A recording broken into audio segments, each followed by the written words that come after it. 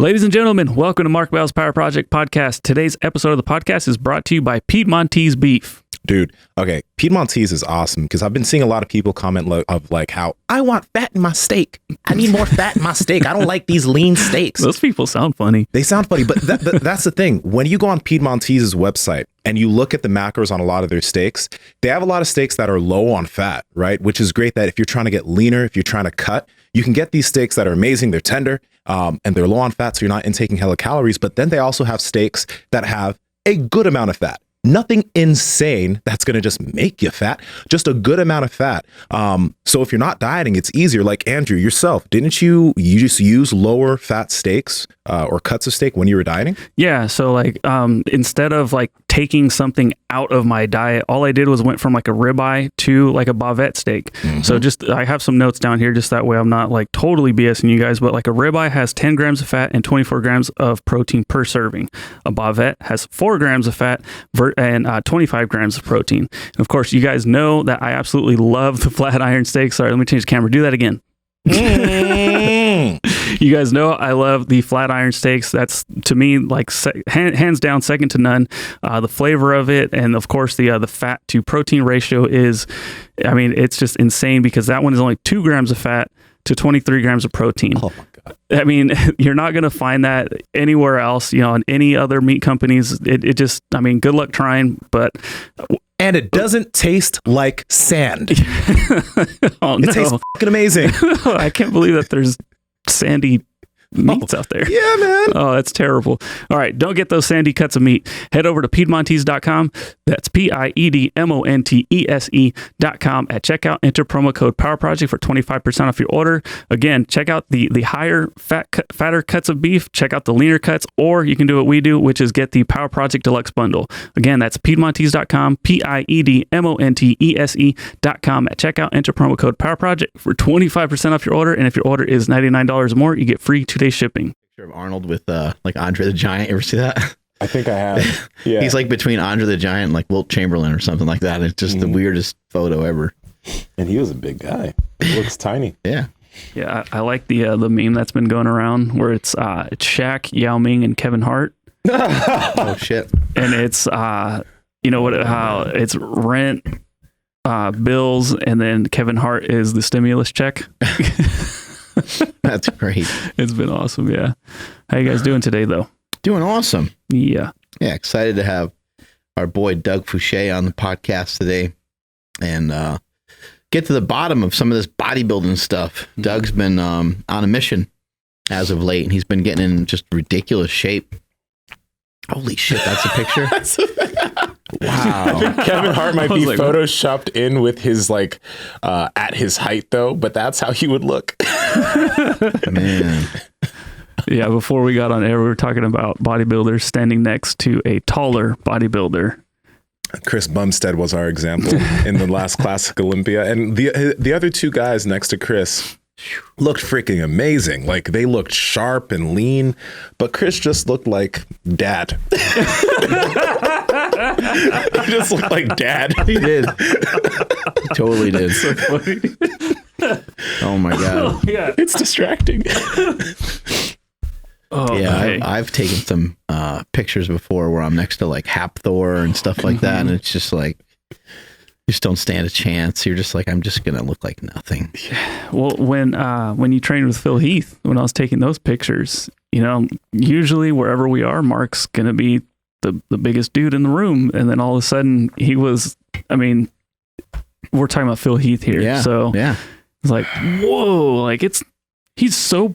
What the hell? Like it just didn't make sense, you know. He was just that 3D look that people talk probably about. the worst I've ever gotten it was from Eric Spoto. He and I posed for like an arm wrestling picture, and it just was so bad. much. It was bad. I was like, oh my God, he's just so fucking big. I look like nothing. From the hands, the wrists, the forearms. But hey, you know what? At least he's like an all-time great. You know what I mean? He's Yeah. got the biggest bench of all time. But yeah, Phil Heath is his shoulders. I mean, his arms, his forearm. I mean, you're not gonna. That's when you pull your sleeves down a little bit. You know, you're like, I'm gonna tuck my shit in, and you do that. You do that little thing, but you still get your ass kicked. Yeah, you might as well not try. just puts you in your place immediately. And just stand there with your like hands behind your back or something. Like, I don't know. I don't even know what to do in those situations. Yeah. And Nsima, have you been World Carnivore Monthing? Oh gosh, yes, I have. How's it going? And I got to admit, I ate some rice yesterday. I'm sorry, but it was just one of those Bibigo white rice things. Controlled. Other than that, controlled. But other than that, it's been pretty good. One thing I'll say is, yes, that was an excuse. But on the other side of things, I feel like when I'm only eating meat, I start to feel like I need.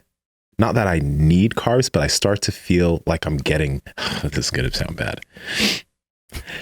I feel like I'm getting leaner fast. Yeah. It's like, do you know what I'm talking about? You start to feel like really light. Yeah. You start to feel like you're losing weight too quick. And I'm just like, I need to slow this down a little bit. But that's what it does. It's like after you eat meat for a while, you just like, you actually do start losing body fat pretty quickly. So no, I feel the same way. And I've been having a little bit of vegetables here and there. I've had small amounts of rice. I had small amounts of potato, just like, I don't know, trying to give myself some substance. Because remember, the whole point in issuing this carnivore challenge, it'd be great. Like if a lot of you could follow along and only eat meat for the whole month, that would be cool. But there's not really a point in that. We're trying to help you be better than you were yesterday. And so if you need to mix something in to stabilize your stomach or to make sure you're not, feeling like you're losing weight too fast or you're just way too hungry, if eating an apple in the middle of the day prevents you from eating a candy bar, that's a victory, in my opinion. So let's not be too crazy about like, you're off the team. You're no longer carnivore. Like I saw you eat that fucking orange. You're done. How dare you? Yeah. You'll never work in this town again. So I think there's no reason to be like too dogmatic about it. Let's just try to nail it the best we can. Yeah. I was curious because, Chris Bell had posted some chaffles, and I seen that he had syrup on it, and he used probably the same syrup that I use, was just sugar-free syrup or low-calorie syrup. And I'm like, I'm just gonna take a little trip down the comment section just to see what people say. And oh gosh, nothing too bad, at least at that time. But okay. The one that stood out was like, this is where you carnivore people lose me. Where did our ancestors get syrup from, or something like that? And I was just like, no, like. It's not the point. So that motivated me to put out that video that you had talked about, Mark, on the previous episode about being more in control of your diet. Like if it takes some easy sugar-free, artificially sweetened something to help keep you in control of your diet, so be it. I know a really old school way that people would prevent themselves from eating would be to chew gum. Right. Some sugar-free gum in between meals, and look, it's like, I don't know how healthy is like a, gum for us. I don't know. Is it healthy? Is it unhealthy? I got no idea. But like, if it prevents you from eating more food and being off track, then I would say it's probably a benefit. You could even argue somebody even doing like something like tobacco or something like the single greatest thing that you can do, in my opinion, is to not be fat. How can you figure that out? Like smoking is a terrible habit and has its own drawbacks, but anything that can prevent you from eating, I think, is a step in the right direction. And developing, bad habits is a hard thing to try to pull yourself from. Yeah, we got. We have us on the show today. Yeah. Hey, Natty Professor. Calm down. That's kind of funny. You're wearing the white sweater. I'm all in black. Oh, look at this guy, Doug. Oh my God, is he on the toilet? No. I'm not on a toilet, but I could be if that's the way this is going to go. Dude, what is going on? Why are these shoulders not fitting into the frame? What the hell's going on over there? I don't know. It's a normal size laptop, Mark, I promise. But, I don't know. Should I scoot back? I don't know. How's that? Oh, there we go. Look at that. Okay. What's been going on, buddy? Give us some updates. I know that 2020 was a weird year for a lot of people, but it seemed like one of the reasons why I want to talk to you, it seems like you're chugging right along. It seems like you're excelling, and you're excelling in a field that's very, very difficult. Bodybuilding is some tough business. We can't even tell who's doing better than who because everyone looks amazing. So how has the last year and a half or so been for you since we had you on the show? So I would assume, I think it's been just the same as everybody. It's been crazy. It's been wild. We have no choice but to continue moving forward. And, you know, I don't know how to do really much else besides bodybuild and help other people bodybuild. So I just kept going, you know, kept figuring it out. But yeah, of course, it's been crazy, wild time, as I'm sure it has been for you guys. And you're in Los Angeles, right? So the shutdown type stuff has been even more severe. Is that right? Yeah, it's been wild. It has been pretty wild. Luckily at Dave Fisher's, I'm training, you know, Gold's has been shut down since the beginning. They tried to open up and then that didn't work out. But so I moved over to Dave Fisher's Powerhouse gym in Torrance, and they, you know, Dave, I have so much respect for him for his courage to stay open in the face of all this. And so luckily business has been able to continue, you know, pretty much the same as it was as far as my training clients and stuff, but total blessing there. And a lot of people haven't had that kind of fortunate situation, but work has been good. And then I didn't think I was going to compete last year until like the end of I guess October, the shows started happening again. And so I was like, wow, man, I guess I better jump on this train and get something done. So we did the 2 shows in December. Oh, wow. 4 days apart, actually. It was wild, right? That was cool. Yeah, it was crazy. It was crazy. What's been the biggest difference for you over the last several months? Because I know that you've rubbed elbows with a lot of great people being down there in Los Angeles, but you've made a commitment, I think, to work with Charles Glass a little bit more, and Chris Aceto being your nutrition coach and stuff like that. How has that played in? Because you look unbelievable. You looked unbelievable when we had you on the show before. You've always been big. You've always been jacked. You came up here and you were moving around some weight like a madman on the squat, and you're a very, very strong athlete as well. But it seemed like you have refined and gone even a lot further since the last time we talked. Well, you know, yeah. I mean, that's the kind of the evolution of the game for me is you know, I started with, you know, basic bodybuilding and loving being strong. And then as I've kind of gotten to know Charles more and worked more with Charles, I kind of I developed a big respect for the bodybuilding of the 80s and 90s and the way it was done then, and just followed that. And of course, Charles being my mentor, he's almost more of my mentor as a trainer than he is as a bodybuilder and coach mentality. I mean, I just attached myself to him at the very beginning and just was like, no, you're going to teach me what you know. I hope that's okay with you, but if it's not, I'm going to follow you and watch you and do it anyway. But you know, as far as that goes, obviously the experience that I've gained there is, you know, it's immeasurable. Just the things that I've learned and the ways that I've been able to take what Charles does and then add some of that power bodybuilding stuff like Mike O'Hearn does and the stuff I learned from you and coming up there and squatting and honestly, yeah, taking a lot of stuff from powerlifting and trying to apply it to bodybuilding. You know, it's my golf bag is deep now. That's how I like to put it. You know, I have a lot of different experience. And then I hired Chris Aceto at the beginning of 2020. Right about January, I hired him for the year. And then, of course, everything just stopped for 6 or 7 months. And then I got back with Chris. We started working. I think we started working in about October. We really started working again towards looking at doing some shows. And that, I mean, that was amazing. Just to see the level of proficiency he has at manipulating nutritional factors on the fly was really interesting to me, so much that I couldn't even learn from him because he does it so fast. You know, he does it so. Like, he'll look at like a picture of you, right, and then he'll like probably advise you to switch to a different type of food or something. Is that kind of what was happening? Like he'll say, "Oh, you need to switch from red potatoes to sweet potatoes" or something like that, and you're like, "What the fuck? Why?" But you just do it, probably, right? Yeah, exactly. And he'll just be like, "You need to eat a little bit more here and a little bit less in this meal." And it's just like, and then the next day you do that. And by the time you're in the gym training, you look better than you expected the improvement to be in the first place. And you're like, wow, all I did was eat an apple. You know, I would have never thought an apple would do that, but sure enough, it did. Pretty cool. That was an amazing experience. Let me tell you. Through the year, man, like, cause you said you got with Chris in October. So you switched gyms.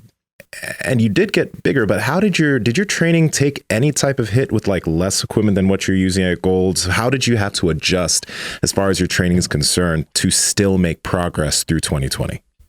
Oh, there was a lot of that. It actually, I switched gyms twice. So, the shutdown, they shut it down in February, Gold's closed.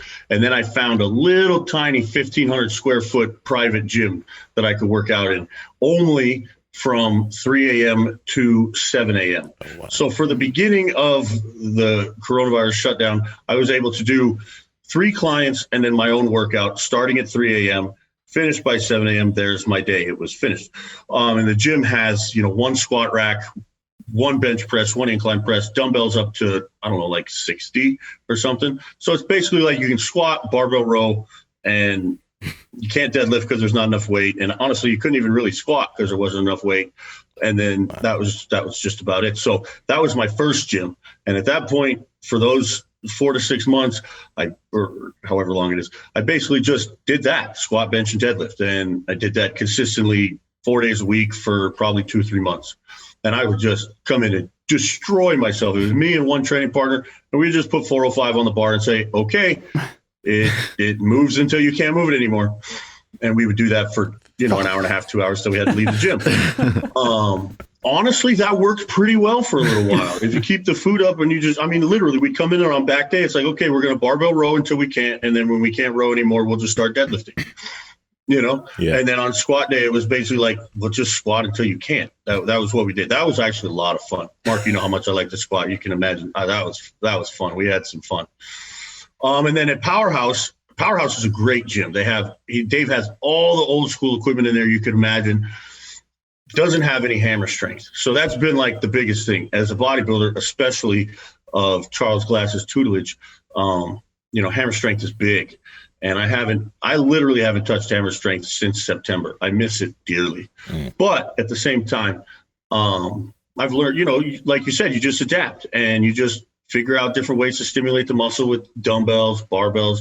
And I feel like it's just made me better at what I do, honestly. It's made me better. It's made me more versatile. And it really will help you.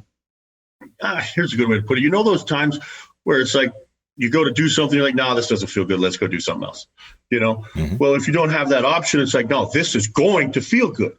And so you just work at it until it feels good because you've seen O'Hearn do it. So if he can do it, well, you better be able to do it too. That kind of stuff. And so it really kind of helps with that steadfastness to push yourself through a workout that doesn't necessarily feel as good, isn't, perfect. The machine squeaks, the handle sucks, crap like that. Yeah, having less equipment in some way was probably maybe a blessing to where you can maybe focus and hone in on your craft a little bit more. Because I know here at Super Training, like we've been able to afford, getting more stuff over the years and having more space. But I think back to when the gym was the strongest is when we had the least. And a lot of it just had to do with just what you just said. Like, hey, our only option here is the bench. Our other option is the squat, and our other option is the deadlift. So when it's time to bench, squat, and deadlift, we're going to spend a lot of time doing that because that's kind of all we have. And so for that reason, you probably ended up, really smashing certain exercises over and over again because you just didn't have a lot of variety. Well, and I kind of went back a little bit to my basketball and football days where it's just like, it gives you an opportunity to really refine the movement almost more like you would in powerlifting. Because as bodybuilding, we're really just aiming it at stimulating the muscles. So, everybody's squat looks a little bit different. Depth isn't necessarily as important, all the stuff like that. But when it's all you have and when you have to do it repetitively, for one, you start to see the injuries and the inflammation start to come in from doing it so much that you really need to know how to do it exactly correctly, the way your body's designed to do it. Otherwise, you're going to blow yourself out. And so I was able to kind of take, the squat is a good example, as I could talk about the squat for 15 years. But, you're able to kind of break it down and treat it more like an athletic event, or I kind of was like, all right, no, let's practice the squat until it feels so good every time that it's, effective and doesn't have as many of the negatives. And I really found that to be beneficial. I use that across the board. I feel like I'm a better weightlifter. Bodybuilding, weightlifting, 2 separate things to me. I use those words for completely different things, but I'm a better weightlifter and probably also a little bit better of a bodybuilder because of it. And you said you trained 4 days a week at that point. Did you, and before that, were you training more each week at Gold's before everything happened? Or is your training structure usually 4 days a week, but you usually have more access to other things? No, I'm pretty much 6 to 7 to 8 days a week kind of guy. I just train until my body says you don't want to eat anymore. And then when that happens, I'll take a day off until I can eat again, and then I'll start. Yeah, my appetite will go away. I'll just train until my appetite goes away, and then I know that it's been too long since a rest day. There's a little bit more regiment to it than that, but really it's hard to keep me out of the gym. Yeah, it really is. Okay. And then also, when you started your prep in October, because you didn't know that there were going to be shows in December. So when you heard that there were going to be shows in December, October, November, December, you literally just prepped for 12 weeks on the fly and then got on stage? Pretty much, yeah. What it came to was I was looking at some of the other shows in October that happened. And so then I just started thinking about, okay, well, what show is there? And then one thing that really started it was the Nationals were in October, November. And I saw that show and was pretty disappointed I didn't go. Like I was like, man, that's awesome.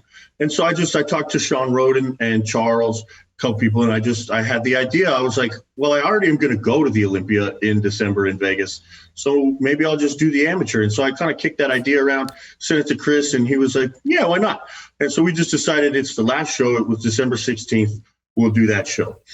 And so we picked that show, started prep for that show. And at that point, it was in Vegas still. It was scheduled to be in Vegas still. So I was just playing it cool. I'll hop in the truck. I'll drive from LA to Vegas. I'll do the show. It'll be nice. It'll be fun. And then as I started getting in shape for that show, Chris kind of started to urge me and say, you should probably think about doing the USA, which was like 4 days before, the 12th of December, also scheduled to be in Vegas. And so I started thinking, and I was like, well, do you think I could do it? He said, yeah, you're in really good shape. You could probably do it. You should. And so I was like, okay. And so I went and I signed up for the USA in Vegas. The same day I signed up for the USA in Vegas, they moved the Olympia to Orlando. Literally, it was like 2 hours after I clicked submit on the Muscle Contest website, I see that they moved that show to Orlando. So I was like, okay, well, I guess we'll go to Vegas and then Orlando. And then they moved that show to Phoenix. And so then we went from Phoenix back to LA to Orlando. So it was crazy. It really was. But I just trusted God and really prayed a lot about it and was like, look, we've already done the work to be in shape. We might as well just go do it, And so, yeah, that's how it went. It was a wild time. Has Charles Glass or Chris Aceto, has either one of them shared with you like how far they think you can go? Since they've seen a lot of other, high level bodybuilders, they've seen, world champions and stuff. Have they ever shared with you like, hey, I think, we can get you to the Olympia stage, or I think we can get you beyond that, or anything like that? No, actually, it's funny you asked me that question. I haven't asked either of them that question. I guess I'm probably kind of afraid of the answer, or I don't want to know the answer. It's like, if he tells me, like, you're the worst bodybuilder we ever worked with. Yeah, or something like, I'm amazed you made it this far, dude. You might want to think about strongman, something like that. I don't know, but no, I haven't asked. I mean, I will say one thing that pretty much I almost put my shirt on and left in Orlando, because the day of the show, I'm in the hotel room and Chris is with me. And my girlfriend Danielle's there, and I go and hit my Christmas tree shot, kind of like I posted a picture on my Instagram with that one. And I hit my Christmas tree shot, and Chris goes, "Oh my God, that looks like Samir's back." And I just turned around and said, "You know exactly what to say." I almost put on my shirt and was like, "I don't even need to compete. Like, I've done it. That's awesome." But that's really about it. Yeah, I got everything I need from this travel. I'm just gonna head home now. I don't need a trophy or a placing. That's I'm awesome. good. I'm in shape. But no, I really haven't asked that question. I don't think I want to know either. I don't want somebody to tell me what they think I can do. I'm going to go figure it out. What have you learned from these guys in terms of being able to coach people and inspire people? Because I know it's got to be really interesting with these guys helping people get ready for the stage, the emotion, the hormones. There's all kinds of things going on. People are in a caloric deficit, and they could really stifle you if they say the wrong thing at the wrong time, because people's egos are getting, super sensitive at certain times during prep and things like that. So what have you kind of learned from them that has assisted you with being able to personally train people and help people with bodybuilding? I have learned a lot from Charles about how to be a really technically proficient trainer. I mean, one thing that Charles and I both have in common is an engineering background. I mean, Charles was an engineer. I studied engineering in college, and I feel like that's why I really mold with his training style in the first place. But I mean, Charles can look at you and just be like, you need to lift your elbows this much, and you'll feel it. And, he'll just walk up to you in one little tiny change, and the exercise is amazing. And I guess that's probably the thing I've taken from Charles the most, is really understanding the structural confines of the body and how it needs to be positioned to activate certain muscles, et cetera, et cetera.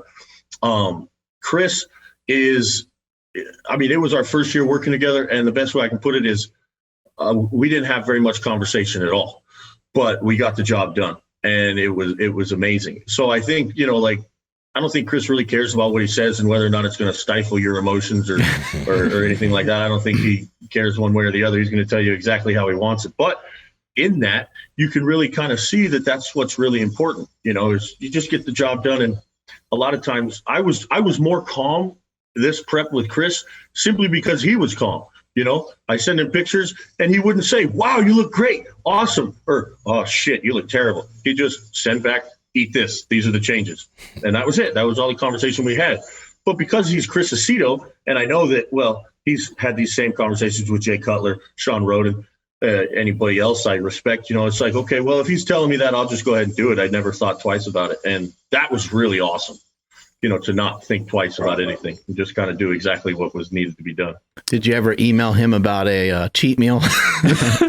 He told us on the show that, like, if anybody ever asks him about a cheat meal, he just doesn't answer it. He doesn't reply.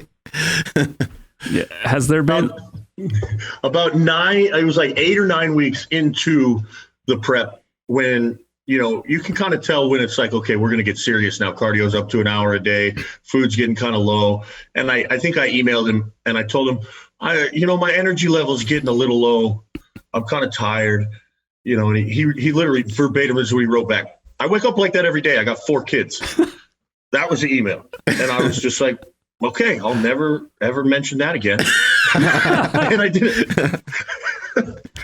Has there been any any overlap in regards to what each coach is telling you to do, whether it be like a mindset thing or I don't know, maybe because I know when we had Chris Aceto on, he kind of said that he hated the hammer strength machines. He felt like they were kind of useless. But you said earlier that you miss them so much. But I was just curious: is there anything that him and Charles have said to where you're like, oh, hey, he just told me the same thing, or something that kind of has crossed over? No, there really hasn't been any of that. One thing, Chris and I really didn't talk much about training. Like I said, being that our relationship is so new, maybe that's it or whatever. But Chris and I really didn't talk much about training. And Charles has never really talked much about diet with me. And so they were pretty separate completely. And they, traditionally across the board, they've been pretty removed. I haven't had any experiences like that. I didn't know that Chris didn't like hammer strength. That's interesting. And I would love to know more about, Chris's training. That'll be, we'll learn more about that going forward, but that's where I'm at there. Yeah. He just loves barbell. He loves barbells. Yeah. Yeah. I'll send you the clip from it. That'd be awesome. Yeah. I have really grown to love training like that too. Like now I won't do anything without a straight barbell day, in my day, pretty much across the board. And it's funny, I said earlier that I miss hammer strength, but I don't even know what I'd use it for now. Kind of funny. You know what, Doug, I'm curious about how long you've been doing bodybuilding and competing in bodybuilding, because one thing I was surprised about when I looked into a lot of the guys that have hit the Olympia stage over the years is that a lot of them don't get to that stage until 12 to 15 years into their career. Then they finally hit the Olympia stage, right? And you don't realize, wow, it actually takes guys that long.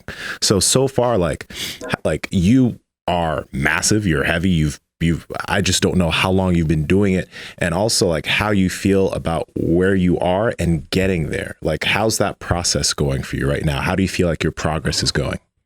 Man, it's an amazing journey. And it seems like for me, for one, I'll answer your question. I've done 6 national shows, and then the Amateur Olympia, I guess, it's a pro qualifier, but I wouldn't necessarily call it one of the traditional national shows, but we'll lump that in. So I've done 7 of those over the past 5 years. And then I had about 4 years leading up to my first national show.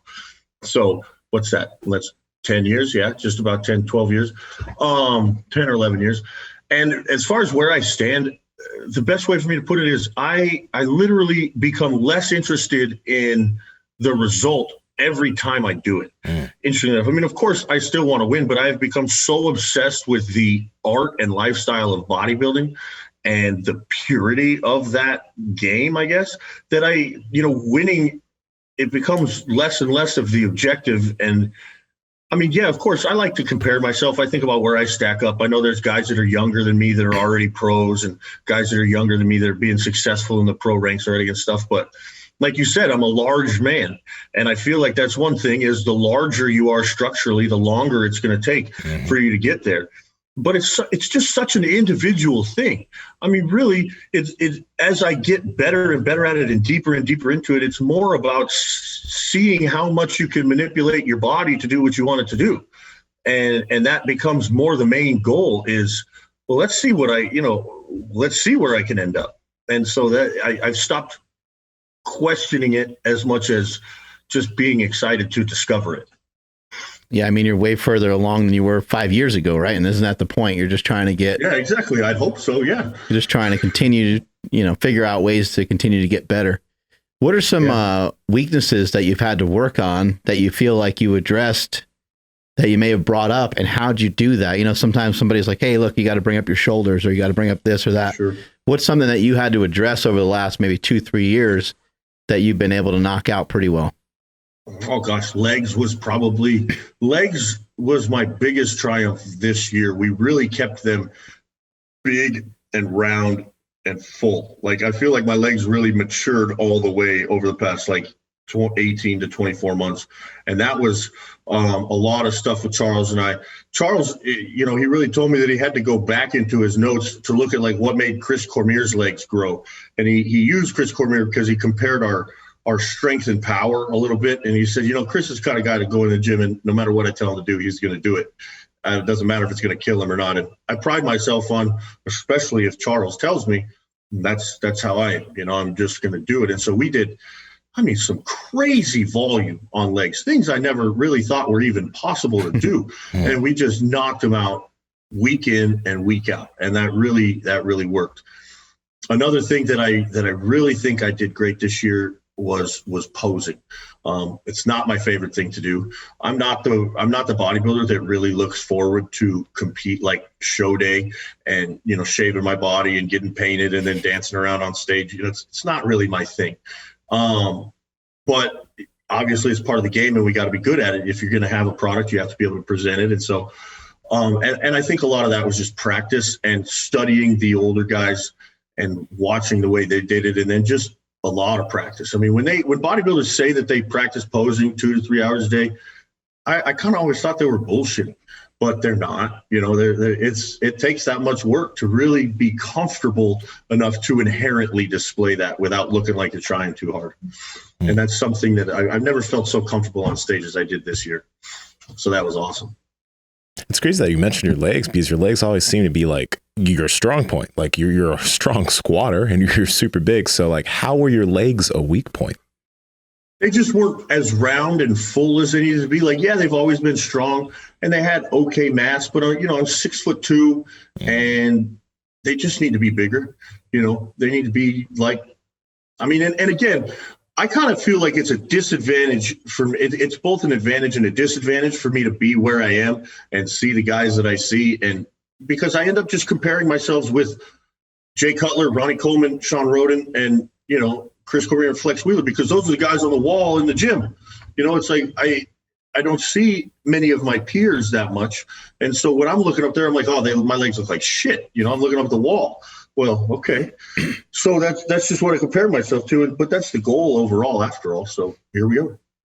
But they just needed to be rounder, especially the outer sweep. The outer sweep really needed a lot more of the Rami look that we're still chasing. Was there anything in particular that you did, like walking lunges or step ups, or was there specific exercise where you're like, oh, here we go again, like we are really smashing this kind of one movement? Yeah, we would do reverse hack squats, superset with regular hack squats for sets of 20. That was a good one. Oh no. Man, that sounds. My stomach hurts. And the first time we did it, Charles literally was like, all right, so you're going to do the reverse hack squat for 20, and then you're going to put a plate on, turn around, and do the regular hack squat for 20. And then he goes, okay, do 15 sets. And then he walked away. What? Yeah, that was the workout. And he had me do that for like 2 months, twice a week. It was wild. And by the first time I didn't think I was going to survive it. By the end, it was kind of just like, all right, here we go. Let's do legs. And so now, like, and they never really came back down from there, with the exception of like the 4 weeks before the shows. But yeah, I'm not joking. That's literally what he said to me. And then he just would come back, like, I'd be on like set number 7, dying. And he's like, how you doing? Where you at? You're at 7? Yeah. Okay, good. And he'd walk away. Are you kind of surprised at the impact that had on your legs? Like, these are like 40 rep sets. I mean, I'm trying to think of like books that I've seen, or even information that I've heard in passing, where somebody's like, yeah, man, the real key is 40 rep sets. I never heard anybody mention that. I have heard people talk about super sets and drop sets, but 40 rep sets, I haven't really, so 450 reps per workout. Yeah. Are you shocked at the impact that had? I'd imagine the pump is still there right now. I mean, the pump literally the pump would never go away. I felt like they grew every time. I was consistently surprised. I will say for like the first 3 weeks to a month, I was never recovered. Like, I don't care how much food I ate. And I think that first week after that first one, I didn't train for 3 days. And I already said how hard it was for me to get out, to keep me out of the gym. Like, I couldn't. That worked. Completely. Yeah, that worked pretty well. But after it started working, and again, it's such a blessing to have it be Charles Glass that told me, because if it was some other trainer, I'd probably be like, dude, you're stupid. There's no freaking way I'm going to do that. But it's Charles. So you have to. Otherwise, you'll feel like a bitch the rest of your life. Charles told me to do something face to face. I'm going to do it. That's the kind of stuff that you just don't. When you hear people talk about bodybuilding on like YouTube and textbooks, that's kind of shit you just like, you don't hear. That's kind of stuff that people are like, oh, you do that, you're going to injure yourself. Yeah. People are like, what the fuck? People are like, bodybuilders are weak, or bodybuilders are pussies. They don't push all the, it's like, I want to rethink that. Yeah. Was there any other workout stuff that was kind of like that? Because that sounds wild. Like, was there anything else that compared to that? Or was that the first time that you've done something like that? Or have you done things like that before where it's just like, wow? Oh, no, I feel like Charles has shown me things like that consistently through my time getting a chance to work with him. Like, another example is he likes to do these pause reps on the leg press, where he'll load you up all the way on the leg press, and he'll be like, okay, do 10 reps. And he'll stand next to you. And on the 10th rep, he'll be like, okay, now stay at the bottom. And so you'll stay at the bottom with the weight loaded on you, and be like, okay, now open your knees and come up a little bit. And so then you'll come up about 2 inches, and it'll say, stop, wait, okay, a little bit more. Wait, okay, a little bit more, and open your knees more. Okay, finish. And then we'll do that like 3 times, and then it'll say, okay, 10 more reps. Oh. And then you rack it, and then it'll put on another plate and say, okay, we'll do that again. And he'll tell it to you like stone-faced, just not even. He seems like a nice guy. He seems like a really nice guy. Exactly. And that's how, his voice doesn't change nothing. And then it's just, you do 4 sets of that. And by the end, when he finally says up on the last rep, I remember there was one time on the leg press, he was like, up. And I was like, oh, I sure hope you're going to pull, man, because it's not going anywhere. It's not coming up. And then we get it up and I rack it. And I'm like, man, I'm so glad that's over. But yeah, and he's done that consistently. I could go on for days. Just different little things to really keep the tension. With those pause reps, what he'll do is he finds the weakest point in your range of motion, and he'll stop you just before that weakest point, and then wait long enough until the strong point below that point is fatiguing, and then he'll have you push right through that weakest point. And so it's like you just really exacerbate the point in your range of motion that you're struggling with, and just hammer it until it's no longer a weak point. And I swear you could see the difference within a couple of sets. Like you can watch yourself literally become mentally strong enough to get through that sticking point in a couple of sets. It's pretty amazing. When you're working with people and, being a personal trainer, are you taking a little bit of this, into account and utilizing some of this? I mean, obviously you want to try to keep your clientele around. So you don't want to, have people be so messed up that they don't come back for 2 weeks or whatever. But are you utilizing some of these techniques? Because they sound unconventional, like to do a set that lasts longer than 2 minutes. Like it doesn't even it sounds like it shouldn't work, in accordance to what we hear. Like, hey, 30 seconds to a minute. That's a really brutal set. That's a really good set. That's great for hypertrophy. But you never really hear anybody talk about anything further than that. And so are you utilizing some of this with some of your clients and having success as well? Yeah, definitely. One thing I think the way I started to look at it, because I had a couple of those experiences with some of the guys that I train that are other bodybuilders, and I would put them through a workout and we'd finish the leg press, the first 4 sets of the workout. And they're like, dude, I'm finished. Like I'm finished. They're throwing up, they're done. And I'm like, okay. And so I started to understand that there's a certain level of fitness one has to achieve before they're able to even attempt those things, but the fundamentals are the same. And so you can use the techniques of those pause reps and those 2-part reps to it really helps for muscle activation. And it really helps for, like I said, getting through those sticking points. And so, kind of back to what I said earlier about what I've taken from Charles as far as a trainer is understanding those concepts on a firsthand basis in the trenches of, the world is burning down around you as I'm learning this stuff. When I bring that to my clients, I'm able to hey, so when we stopped there and then pushed through that, did you feel the difference? Like, were you able to feel the activation in the outside of your quad the way I wanted to when you open those knees while you're waiting and then push through? And yes, it's a positive response. I'm like, okay, this is why, because we stopped here, activated that muscle and then pushed. And so being able to take those concepts and just kind of pare them down a little bit and give them a taste of it has been extremely successful and extremely valuable to me as a trainer. I think a lot of what I've done with Charles in the bodybuilding, in my personal bodybuilding, has helped me to better teach what I need to my clients. I'm really curious to hear what you do for recovery, because after, a crazy leg workout like that, I'd imagine you're pretty run down. So have you learned anything from them, or maybe just in your own experience of dealing with all this? Have you done anything new with your recovery? The first thing is you don't get to not diet.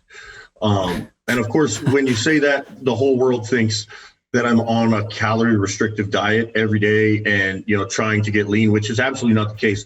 But you just don't get to eat shit food anymore if you want to perform like that. You must nourish yourself with the correct nutrients, and they have to be consistent just year round.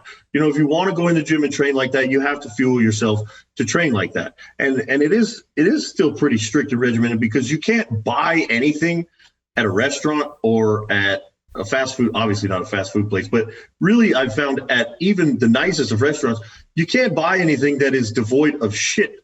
They have oil and fats and things that don't digest right and things that are going to make your stomach hurt. And it just doesn't work. So if you want to train like that and recover effectively, you just have to commit to this is what I do now. And this is how I eat now. And that has really been number one. Number two is, and actually 2020 really helped with this. You sleep, you go to bed on time, you wake up on time, you don't go out, you don't get distracted, you don't stay out late, things like that. You just don't. And actually, I take a lot of it from Dorian Yates. He used to say that if his wife was going to a movie and it got out after 11 o'clock and his bedtime was always 11 o'clock. He said, if his wife was going to a movie and it got out after 11, well, no, I'm not going. I'm training. Sorry. And it's that's how I live my life. And that's pretty much been the best things I've used for recovery. I haven't done anything else. I will say that massage, you kind of have to accept that you should probably get massage work done twice a month, probably. Stuff like that really helped keep the ball rolling. When you ask me about recovery, the way I see my recovery fail is it's almost like your body it can handle it for so long. And then before you know it, like your tendons are tied in knots or something happens because you failed to maintain your recovery game. You failed to stretch. You failed to eat correctly. You failed to get massage work done. You failed to, go do cryo, something like that. I mean, if you're going to perform at a level higher than the body is really used to performing, you have to recover better. So it's a full gambit of everything, but it really is just consistency and commitment to the game. You mentioned massage work, and it's interesting that you mentioned that, because the main people that I hear talk about massage work quite a bit are bodybuilders. So why is that something that you think is so, why is that so beneficial for people that do that sport? I think I'm surprised to hear you say that. I would figure powerlifters would use it more, to be honest, because I see it as I can feel the tendons adhere, the adhesions in my forearms and knees and stuff. Like, I feel like you can feel those adhesions start to develop, and then you start having popping joints. Like, for example, my ankles they pop really bad when I know that I need massage work done, because the tendons are all tied up your calf, through your knee, into your hip. And, it's like you can feel it. And then when you go get the massage work done, well, there's no more popping in my ankles. And it's like they just straighten out all those tendons.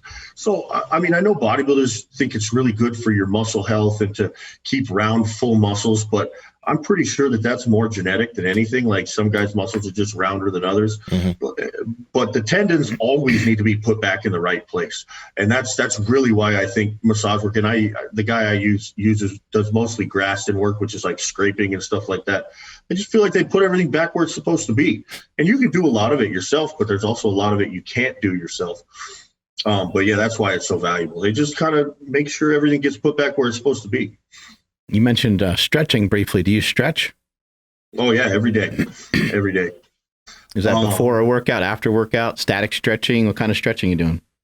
I do static stretching, and I do it in the morning. I've kept my fasted cardio going pretty consistently since I competed in 2019. I just really didn't stop. So I wake up in the morning, the first thing I do is get on the treadmill and walk. I know you walk outside.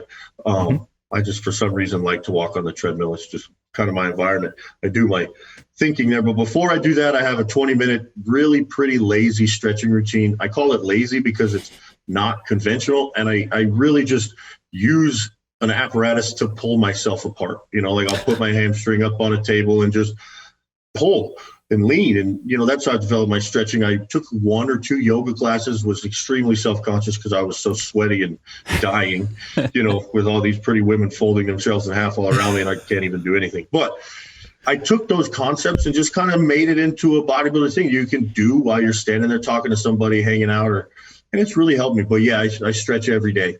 I actually put up a YouTube video with some stretching stuff on there that's really helped a lot. But it's just real basic stuff, all static.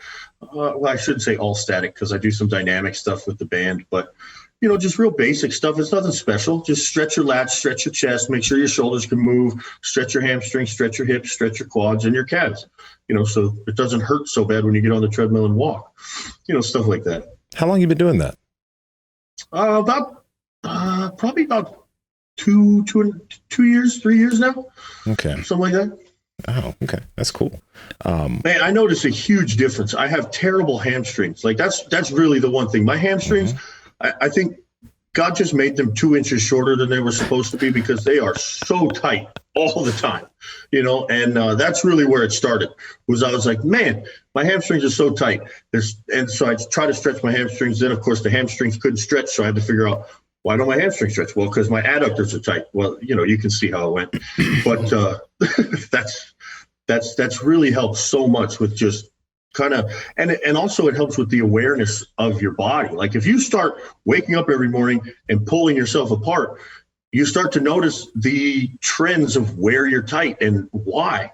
And, well, this is tight because this is tight, and then this is tight because this is out of place. And it really it's provided me a relationship with my body that I don't feel like I had before I started stretching. That's awesome. I'm curious to know, why do you choose to do cardio fasted in the mornings? It's, I read somewhere that it's the most effective when our body's lowest point, because then you're going to immediately go into the fat burning mode. I'm not going to say that I know 100% scientifically that that's true, but it's always worked really. So I feel like it is effective faster as far as just starting a process of sweating. Like when I have food in my stomach, it seems like it always takes a while for me to really get going. And also I like fasted cardio because it's a time in which I'm not bothered by anything else. And my schedule can't be affected by like, you know, my clients running longer or a client needing to come in earlier, or my workout running longer. You know, it's like, look, if you just aren't a bitch and get your ass out of bed, you'll have an uninterrupted hour of time to do what you need to do. And so it's just worked the best for me. But I do believe that there is some volition to the fact that it is more effective early in the morning than any other time. When does your day usually start? Oh, you're going to laugh when I say this. My day starts at 2:30 a.m. When do you sleep? I go to bed, like literally it's a race to bed. Like people laugh at me because they'll ask me, when do you go to bed? As soon as I can. You know, it's basically as soon as dinner's done, go to bed. And so usually it's about 6:30 or 7 that I'll start winding down, and then I'll fall asleep about 7:30 ish, maybe 8 if it's a rough night, you know. Have you always started your day at 2:30, or was that something that? No. All right, so yeah, that really started because of COVID. Because I had to get to the gym to have enough time to take care of the 3 clients that I had. Which I mean, I was so blessed to have. I mean, I was blessed beyond measure for many reasons, but to think that I had 3 clients that were willing to work out at 5, 6, and 7 consistently 6 days a week was so amazing. But because of that, I had to get in and train at 3 so that I had time to train. And so it just kind of became a habit. And honestly, as I did it, I just realized, hey, I kind of like that. And so after a while, I was like, even Sundays. I mean, now it's even Sundays. I wake up, go do that, and then come home. And I'm home by 5 and feel great. And I have the whole day ahead of me. You know, and it's just become kind of my preferred way to live. I don't think Danielle really likes it all that much, but she'll get used to it. Do you think there's something special about, being awake at that hour? And like Los Angeles in particular is a completely different city when everyone's sleeping. Like, no, and there's something special about being before 10 a.m. Yeah, and there's something special about being at Gold's Gym at those weird hours. I don't know how to. It's hard to like explain it to somebody, you know, because people are like, fuck that, I'm not getting up that early. Yeah. But there is something really that feels great about it. I love it. I really do. And you're right, Mark, it is. It's just, there's just something really good about being at work, not necessarily at your job, but just working and being functioning before everybody else. It gives you a chance to have some quiet time, especially in a city like LA where there really isn't a quiet time during the day. I've really grown to love it. I really have. And the people that you meet who also do it are amazing. Like when Gold's would open at 4 a.m., that 4 a.m. group of guys that show up, or men and women, not just men, but the group of people that show up. I mean, there was like 30, 35 of us that would show up every day at 3:45 and stand around outside waiting to go in. I mean, that's fascinating to me. I miss them every day. I miss those people every day. You know, it's just so awesome. Yeah. How have you guys as a couple, because I don't remember exactly what Danielle did, but I remember she's in the medical field. So how has the whole experience been for you guys during, COVID, the lockdown and everything? It has been a wild ride. Danielle is, a warrior beyond. She's been a nurse at a public state hospital in the ICU and the COVID unit the entire time. And not to mention, but that's her first job as a nurse. What luck she had. But it's been so crazy. It's been so, I don't even know the word to use. To watch her struggle, grow, learn, and overcome the adversity that she's overcome, not only from the patients and the actual, pandemic that's going on, but the mismanagement of the hospital, the chaos in the hospital, and just the firsthand experience of the inconsistencies that she's seen. It's wild. It's really wild. It's been that's about all I can say about it. It's been crazy. Was there anything with the diet that surprised you? With Chris's diet? Yeah, with Chris's diet. I mean, I'm sure you kind of heard some things about it before. My understanding of the way that you were eating previously was you're eating, really large amounts of protein. Did anything really change, or did it stay a little similar? What was the big, was there anything really different? Yeah, it was really weird because the food that I was eating really didn't change all that much. And there wasn't there. I mean, I had done reading just like you have. We all know, Chris Aceto, you get the muffin pump and et cetera, et cetera. I mean, there was a couple times he told me to have muffins, but it was really individual. And even the people I've talked to who are working with him now, they say that it's extremely individual. It's catered to me. And even so much that he asked me when we first started, he's like, well, what's your food look like usually? So I told him, and he just adjusted the macros to where he needed them with the food I was eating. And then every now and then he might suggest that I change something. But no, it was, the thing that surprised me the most was how simple and basic he made it and how effective it was being so simple and basic. That was probably the most surprising thing. Yeah, when we had him on the podcast and we were talking to him, it felt that way. Like trying to dig deep, and we were hoping to get like this real banger of a clip from him, but we just... It was so frustrating because it was like, it's the same thing. It's always going to be the same thing that it's always forever been. Like, it's never going to change. Like, all right, cool. Lean meat, eat complex carbohydrates. All right, see you guys later. We're like, thanks. I mean, I'll tell you this. There was one point in the prep where I just couldn't handle chicken anymore, which, I mean, every bodybuilder will tell you that, no, man, I'm just fucking tired of chicken. I can't handle it anymore. And so he's like, well, you can eat ground turkey. It doesn't even have to be that lean. And I was like, what?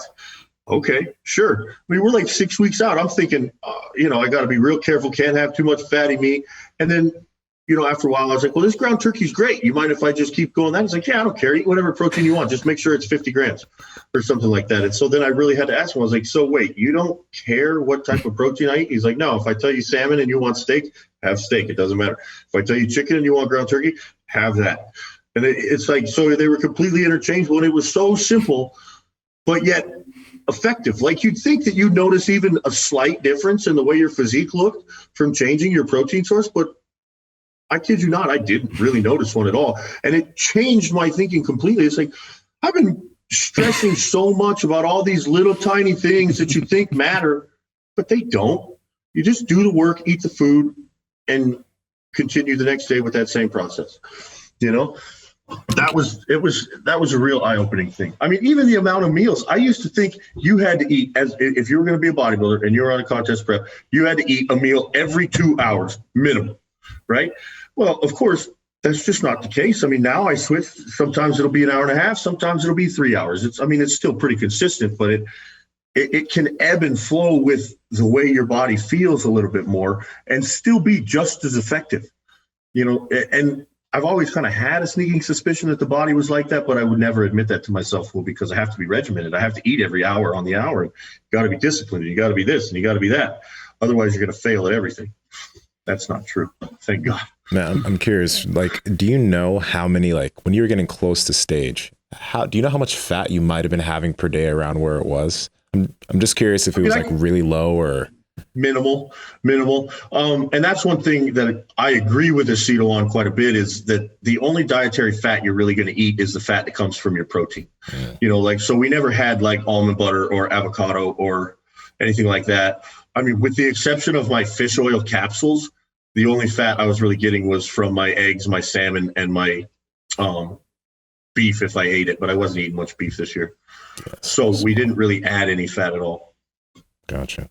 And then you also, I was curious about this because when you're talking about the type of training that Charles Glass had you do, you did mention Mike O'Hearn. And I remember when we did train with Mike, when we were on the leg press, it wasn't, he was probably going easy on us, but we were doing you come down, you pause for a while, you go up halfway, you pause, and then you push through. And it was very similar. So I was curious, since you've seen these guys train for years, do Mike and Charles have very similar ideas on training? Because the way they do that, I don't see that from a lot of other type of people that train, even bodybuilders. I don't see that type of use of pauses and tempo and stripping of weight as you're doing it. I don't see that often. So is that something that is kind of something that goes around there at Gold's, or where do you see that mainly? I would bet that part came mainly from Charles, probably. I wouldn't say that Mike and Charles train very similar at all. I think that they have, like some mechanical similarities in the fact that they understand the body the same and they know how to isolate muscles the same, but their philosophies are completely different, in my opinion. But that I didn't know Mike did that. That's pretty interesting. But with the leg press, sorry, puppies are here. But no, I wouldn't. I don't see that very much either, except from Charles. And I know that Dennis James used to do some time under tension stuff that was really cool, where you do like really slow positive reps and then a pretty quick negative. Charles likes to do stuff like that. So I think it's more of a bodybuilder thing from the 80s or the 90s. I think it was probably a little bit more common back then. You've trained with O'Hearn before, right? Yeah, we trained a lot. Love him. Miss him too. He came to Powerhouse, but Dave keeps the music too loud. He couldn't handle it. He is getting old. Which is understandable. Dave keeps the music pretty loud. Yeah, Mike. Mike is unbelievably strong, but you're unbelievably strong yourself. How did that matchup go? Oh man, I love training with Mike. It's just so much fun. I remember the first time we filmed a video together. We did chest, and I was going to warm up with just a little bit more volume, and then I watched Mike do his 1 to 2 reps go up, 1 to 2 reps go up. And he's like, "You warm up however you want." And I was like, "No, I think I'll warm up the way you warm up." He always pulls you in, to doing what he's doing. Does. Yeah. But no, Mike, I learned so much every time I train with Mike, just because you get to see a guy who you don't think can stretch as much as he does do it, and that almost just gives you the confidence to do that yourself. Like, well, if he can do it and he's 2 inches taller than me with longer legs, and I can put my knees in my mouth too, and stuff like that. And so that kind of stuff, really, it's been so much fun. And it is so fun to train with somebody strong like that. It's just so much fun. At the moment, do you have a training partner? Yeah, I do. I train with a guy. His name's Will Smith, actually, ironically. But I call him Thick Willie because we have Big Will running around at Powerhouse. So you can't call him Big Will. He's crazy. Dude he's from Inglewood. He's like 5'8", 260 pounds. Damn. Dick to butt. He's thicker than he is tall. And just big, strong. We've been training together for about 2 years. As a matter of fact, I met Will because I asked him for a spot at Gold's, doing some lateral raises or something, and that was where we met. And I didn't even know I didn't know the guy's phone number until he came to Orlando to watch the Olympia. Like, we flew him to Orlando, and then I finally got his phone. We just have communicated in the gym only. But he asked me after that spot. He said, "What are you doing tomorrow?" And I said, "Legs." And he was like, "Oh, okay." I didn't tell him that it was the leg workout that we've been talking about with the hack squats, reverse and forward. And he showed up and he did the whole thing. Oh, shit. Wow. And then he never left again. That was it. He's been there every day since. He's been hooked from that ridiculous workout. Yep, from that time. And every time we do legs, he's like, "Man, this is hard." But it wasn't as hard as that first one, man. Damn, that was hard. We've never forgotten that workout. With these kind of workouts, I'd imagine you sweat a lot and all that kind of stuff. Do you have any issues with electrolytes and staying hydrated, or you just pound tons of water, or do you add salt to your food or anything like that? Or I drink tons of water. I have been a guy for, my entire weightlifting career. I have been a guy that cramps all the time. And especially after leg day, I would get violent leg cramps, paralyzing leg cramps. Oh, it's miserable. But admittedly, and I'm almost embarrassed to admit this, I was also the kind of bodybuilder that never really used vitamins or nutritional supplements at all. It was food or nothing. And so I figured, well, I don't need vitamins. I just eat some vegetables. That'll give me all the micronutrients I need. Boy, was that a mistake. Because this year I started taking I had a nutritionist kind of give me some vitamin knowledge, did some research, and got a good vitamin regimen down. And the muscle cramps have all but gone away, honestly. They have. So, calcium citrate, magnesium, CalMag zinc at night, stuff like that has made the leg cramps go away. I mean, they're still there sometimes.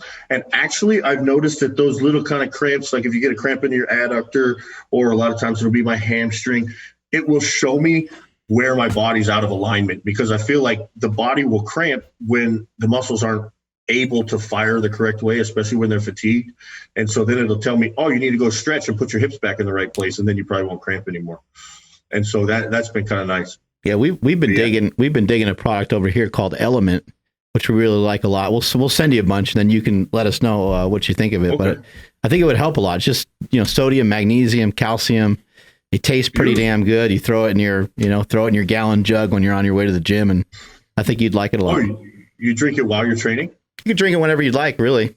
But yeah, cool. Nsima uses it for jiu-jitsu. I use it quite a bit, and I'm somebody that used to get cramps all the time and be fatigued because I don't eat a lot of carbohydrates and stuff too. So helps keep you hydrated. Mm-hmm. I always wondered why I would get such bad cramps in my legs after leg day, but I guess, well, it was just science. I think you just train like a maniac. I think that's part of it. Probably. Was there anything else that you had to bring up? People always have question about like arms. You got some pretty good arms. So like, what's some things that you do for your, people probably ask you all the time when they see you walking down the street, hey man, what do you do for your arms? What advice you got to build up some good guns? Follow Charles Glass? No. The one, with arms, it's for me, it's been more volume than anything, because as I've been, as I am a pretty strong guy, I always thought I should probably try to curl weight that is commensurate with what I bench press and what I squat. And you want to treat it kind of the same way. You go in there, you get all fired up, you do heavy curls. Every time I did that, my forearms would just get tied into knots and I'd get elbow tendonitis and my biceps really wouldn't get anything. Mm-hmm. So with arms, it really came to slowing down what I was doing, paying a little bit more attention to the mechanics of how to actually activate your bicep, and then taking the weight down and just going high volume. I mean, I know training arms is boring. I get it. Like, it sucks. You have to do it though, especially if you're a bodybuilder. So I just slow down. Don't listen to such heavy metal while you're training, maybe something a little slower, and just kind of focus on it. And once you get the pump, I mean, then you're doing it right. If it hurts really bad in the muscle, not the joint, we got to be careful to say that. If it hurts really bad the right way, then you're probably doing it right and you should do another set. It's so funny to hear you say, oh, training arms sucks, and then you love training legs, because there are probably so many listeners that are like, what the fuck is this guy talking about? Training legs sucks and training arms is so fun. It's like you totally flip those two. Yeah, it shows how crazy you are. I've always felt the way. That's how I mean, that's one thing that kind of told me as I got into this game that I'm supposed to be here, because that's what I love, is that nitty gritty, go crazy, bite through your t-shirt, bring it out when you're done, that kind of stuff. Arms is just like, well, that's what the pretty guys do, I love it. Earlier you had mentioned about uploading something to YouTube. Is that new for you? I don't remember you having a YouTube channel the last time you were here. I don't remember. I set a YouTube channel up. I think I did it probably close to 2 years ago. I really, COVID screwed up everything for everybody I know, but the end of last year, I was really looking forward to a huge 2020. And so I started a YouTube channel, filmed a few videos, put them up there. And then COVID happened. And I was like, well, even if I could film in the gym, I'd get the gym in trouble if I put it up in the world. So I can't anyway. So it just kind of fell off. And now we're starting to ramp it up again. But I think, it's a fairly new thing. And it's something that I don't necessarily, I don't push it because I don't feel that it is professional enough for me to put it out there necessarily yet. I really, I want a good product. And so until I feel like it's really a great product, then it's just kind of there. And I'm working on my skills as I don't want to use the word influencer, but teacher, online teacher, or whatever you want to call it. I'm working on developing that, and so it's in the process. But yeah, there's a YouTube channel up there. Got like 6 videos up there. What are the goals in 2021? What do you got your sights on? It's whatever God has for me, man. Well, I really just wake up every day and see what the world has for me, and go for it. Number one goal is to just help people. I've adopted a quote that I really have tried to live by a lot this year. JFK said once, "A rising tide floats all boats," and I just kind of have adopted that, and just try to be the tide no matter where I go. And just my job as a trainer and in Powerhouse Gym is just to kind of just be the thermostat of energy anywhere that I am. And so that's what my goal is. Wherever that takes me, I'm excited for it. Obviously, I would like to have my IFBB Pro card. Yes, please. I'm going to do that and endeavor towards that again. But if it's wherever I can be used and whatever I can do good, I hope to have the opportunity to do it. How about this year, as far as shows are concerned? Do you have your eye on any shows in certain months? I'm going to do the big three. I don't know when they're going to be yet because I don't know how the schedule is going to look. But, the big three is the USAs in Vegas, the North Americans in August in Pittsburgh. USAs are in July in Vegas traditionally. The North Americans in Pittsburgh and the NPC Nationals in Miami in November. But I'll talk to Chris again and kind of figure out where he's going to be as far as the big shows are concerned and make it a point to be there. I mean, I didn't really stop dieting, so I'm still ready to compete. If there is a hidden show somewhere in February or something, I'll probably do that. I mean, I got second place in Orlando. It was so close. It was such a cool battle to have. I was so close to getting it, so I'm really itching to do it again. Man, I'm real curious because you're really big, right? So I've never seen pictures of you like looking kind of out of shape or bulking, right? When you're trying to put on muscle and you're gaining weight, what body fat percentage do you usually end up and how much do you usually weigh compared to like your stage weight? So what's your stage weight at and what's your peak off season weight at, along with like what that body fat percentage you think it might be? Sure. On stage, I landed this year right about 270. I think in Phoenix at the USAs, I was like 264, and then I was a little bit tighter. So like about 260 probably in Orlando. I always run it when trying to get big or get bigger, build muscle. I always run into the problem or I have in the past run into the problem of I just can't eat anymore. It's like, I feel like my stomach really is my limiter. My digestive system seems to be my limiter. So I don't really ever get fat or heavy.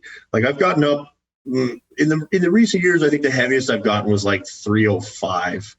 I know that I probably need to get heavier than that, but it's going to be a slow process because it's got to stay pretty clean. I mean, I can't really eat enough food to turn myself into what Lee Priest used to look like when he was in his off season. Like I'm curious to know what that would look like, or, sometimes I think if I tried to eat like Eddie Hall or something, maybe that would work, but I don't think I'd survive that, honestly. Has Chris helped you with bulk yet? I don't think my body would do it. No, not yet. Not yet. We haven't done that together yet. I would imagine. Actually itching to see what he says. Yeah, I would imagine if you had to eat less protein, you might be able to get there because protein is going to really slow you down in your tracks. So if you were to eat more carbohydrates and fats, you might be able to get a good amount of overeating to where you can get to 315 or 320 or something like that without being too fat, too bloated. Yeah. Digestion has always been a thing for me. Yeah. It's I know that's probably a struggle for a lot of us, but yeah. So 305, 310, but I'm honestly my strongest at 275, 280. That's when I found that's when I squatted to 765. I was 280, and that was when I felt the best. Awesome, man. Well, we wish you the best of luck, and we want to see you get that pro card in 2021. Thank you so much. Where can people find you? What's your social media? You can find me on Instagram at Douglas Fruchey. Keep it pretty simple. It's just my name. YouTube is YouTube/Douglas Fruchey, and you can always email me at dougfruchey@gmail. Last thing before we jump off here, I know that you have been sober for quite some time. So, somebody that's listening to this that's trying to get over whatever drugs or alcohol or whatever thing they're addicted to, what message do you have for them? Because it seems like you're just doing so well. I'm really proud of you and excited for you. And so, how can we support some people that are maybe having trouble or struggling with addiction?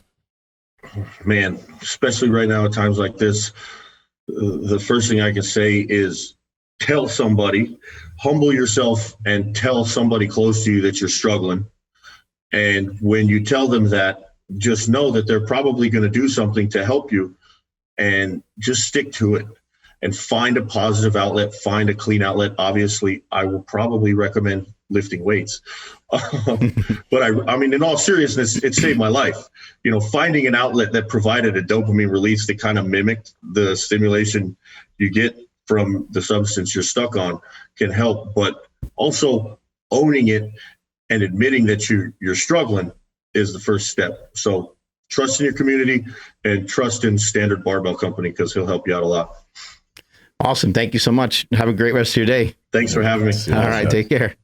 All right. Bye-bye. And he's looking huge over there. Yeah, dude.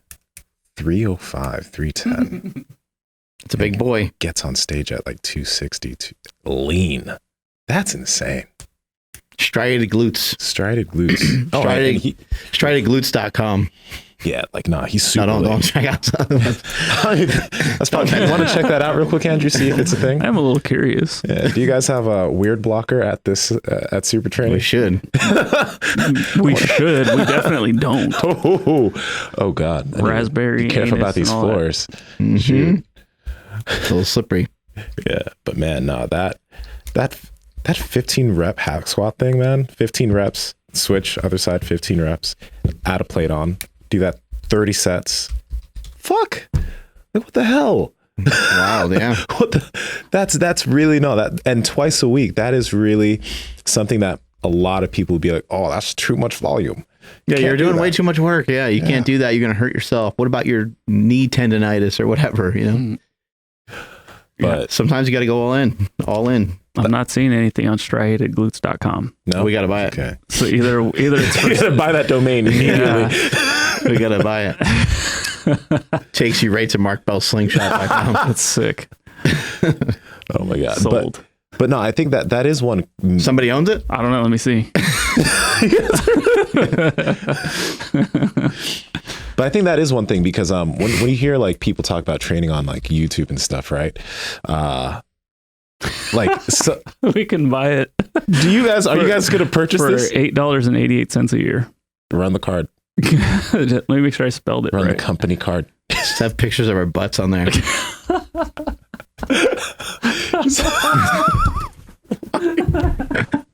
Just random pictures of our butts, you know?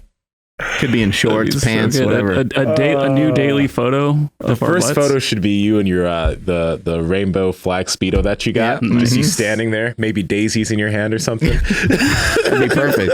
Paint her a little rainbow color too. Oh my God. That would be so fun. We're gonna make so much money. I would imagine like, oh God, what if now that website just like when I go back to check one day, it's No, a listener's be definitely like gonna $10,000 for Right. Yeah, a whatever. listener's definitely gonna take that I domain hope. at this point. I mean, free advertisement if you buy it. Yeah. That's true. Yeah.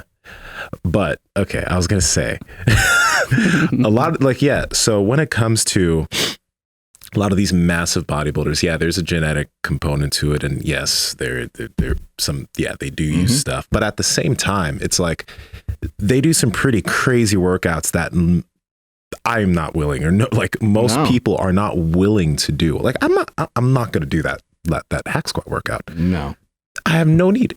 But like I would not even want to. I might do 5 sets of, you know, this, like, but I know that would make me really sore. Just do, you know, a couple sets of it would be brutal. But 30 sets, that's wild. Like Don't that's make what no some sense. of these guys are doing, you know? Yeah, but like I remember like Hani would take you through some pretty intense stuff, and I think like if we had that written down somewhere where it's like, hey, you're gonna do this, we'd probably have the same reaction. But you know, because Mark was being coached, he did it. So hearing Doug talk about it, I'd be like, dude, no way, like you're fired. But I mean, it is Charles Glass. Yeah, you know? you figure out a way to get it done. Yeah.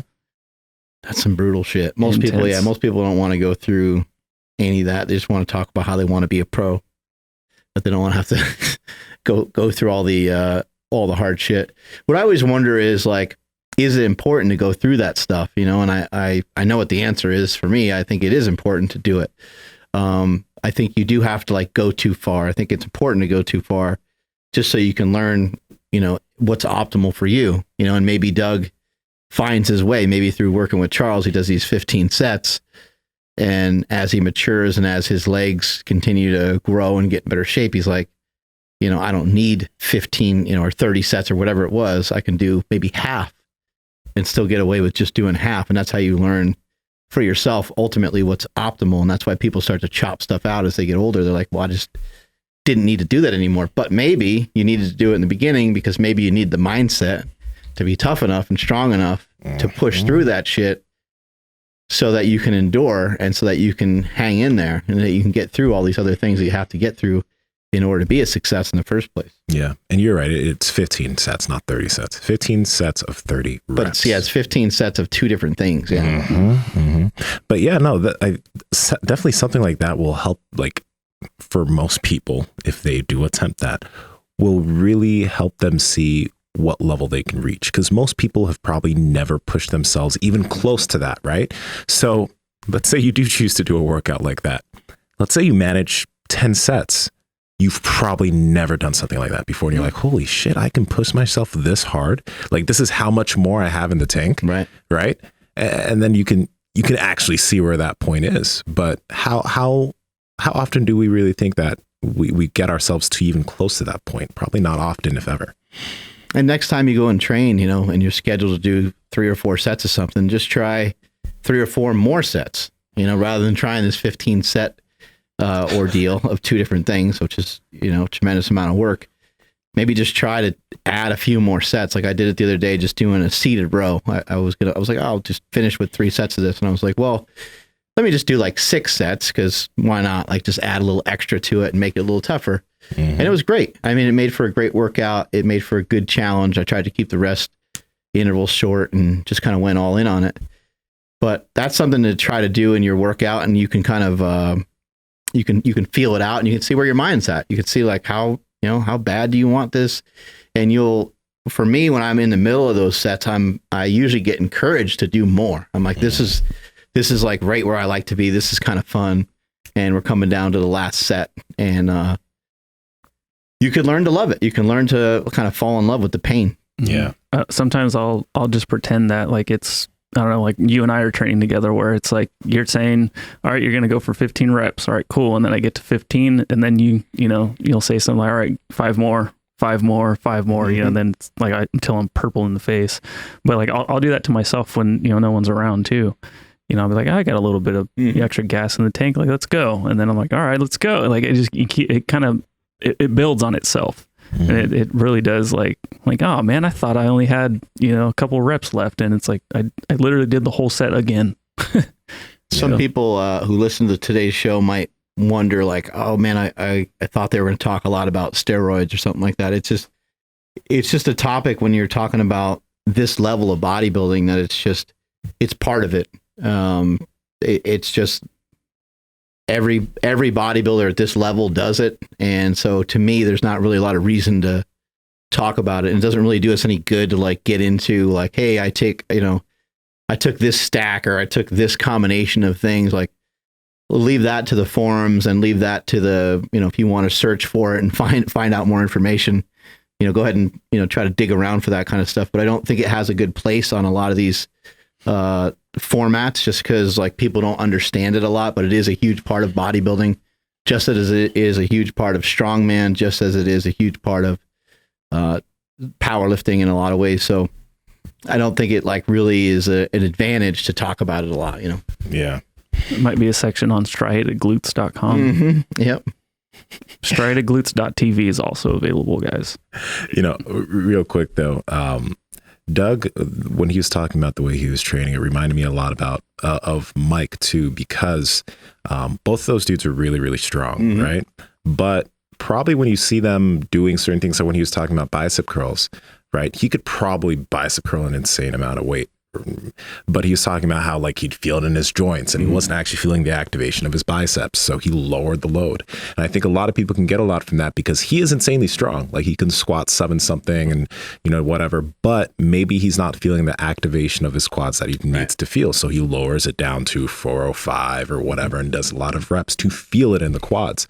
We could take a lot from that, because for muscle growth, like, yeah, there's a strength component, but you're not always trying. Most of the time, you're not trying to move the most weight possible. Trying to feel it where you're trying to feel in the biceps, or specifically the triceps, or the quad sweep, right? So take that, lower the load, feel it where you want to feel it, and keep moving. I loved how he's talking about that gym, and he's like, all we had is like 405. We just put it on there and lift it for 2 or 3 hours. the 2 or 3 hours. Just dude, the mindset for like, obviously he's a pro bodybuilder, but like, could you imagine like, oh my gosh. Yeah, we just squat till we couldn't squat anymore. Yeah. Pretty simple. Till we ran out of food and then we went home. The funniest part to me was like, he was like, I would, my test for, when I've done too much is when do I lose my appetite? Yeah. Just doesn't want to eat anymore. Just keep lifting till he doesn't want to eat. Like I just And you're like, wait, hold on, what? That was so good. This man is so crazy. It's great. Crazy in a good way, Doug. Yeah. Crazy in a good way. Wow. Take us on out of here, Andrew. I will. Thank you, everybody, for checking out today's episode. While we're at it, I'll probably put a link down in the description for Doug's YouTube channel. It'd be really cool for him to get out there and get more information. So go ahead and give him a sub right here on YouTube, just because he's such a cool dude. He's a friend. Dope. Yeah, he's a friend of Super Training, friend of the podcast. So let's go ahead and support him. Please make sure you're following the podcast at Mark Bell's Power Project on Instagram, at MB Power Project on Twitter.